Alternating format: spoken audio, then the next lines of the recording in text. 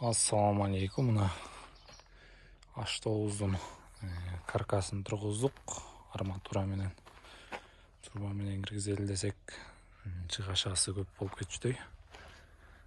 Көп труба кетчүдөй экен. Анан бул жака 18 башка ылайыкталган ушундай откорм сарай.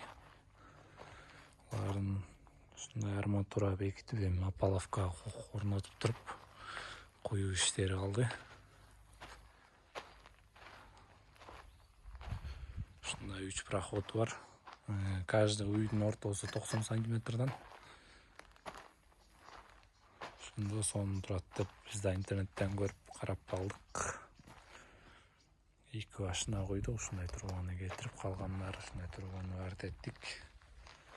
Каркаска элечи арматурага. Куйгандан кийин да тартып чыгарам. Буюрса, сарайдын узундугу 20 метр, туурасы 11. Ошо. Унун жарымына ылдыйкы бетине уй байланат, өйдөкү бетине койлор киргизилет, унун ортосуна дагы аштоо коюлат буюрса.